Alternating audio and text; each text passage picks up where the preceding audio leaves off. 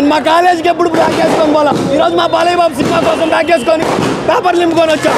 జై బాలయ్య. డాకు మహారాజ్ బ్రో పాతకాలంలో ఉండేవారు అక్కు మహారాజ్. ఇప్పుడు చూసిన సినిమా పేరు డక్కు మహారాజ్. సినిమా మాత్రం వేరే లెవెల్ ఉంది. బాలకృష్ణ యాక్టింగ్, నందమూరి, విశ్వరూపం. సంక్రాంతిలో 3 రిలీజెస్ ఉన్నాయి కదా, ఏది హిట్ అవుతుంది అనుకుంటున్నారు? డాకు మహారాజ్. ఎలా ఉంది డాకు మహారాజ్? సినిమా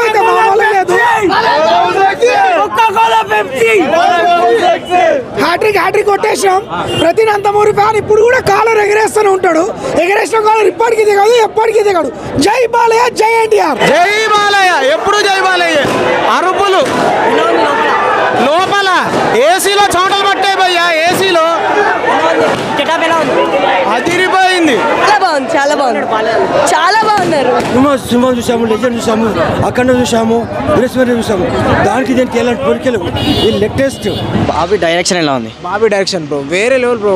మొన్న లాస్ట్ ఇయర్ వచ్చిన వాడతేరు వీరయ్య సంక్రాంతి విన్నారు చిరంజీవితో కొడితే, ఈ సంక్రాంతి విన్నారు బాలయ్య బాబుతో కొట్టాడని చెప్పుకోవచ్చు. అసలు బాలయ్య బాబు హిందీలో మాట్లాడుతున్నాడు, అంటే హిందీ లాంగ్వేజ్ లో మాట్లాడుతుడు. వాడు గన్ను పెట్టిన అనుకుంటా బాలయ్య హిందీలో మాట్లాడుతుడు.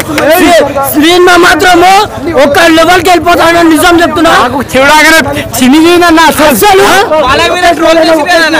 ట్రోల్ చేసే వాళ్ళు ఉంటారా? మా బాలకృష్ణ గుట్ట పాల్గొంటారు ఒక్కొక్కరికి గుట్ట.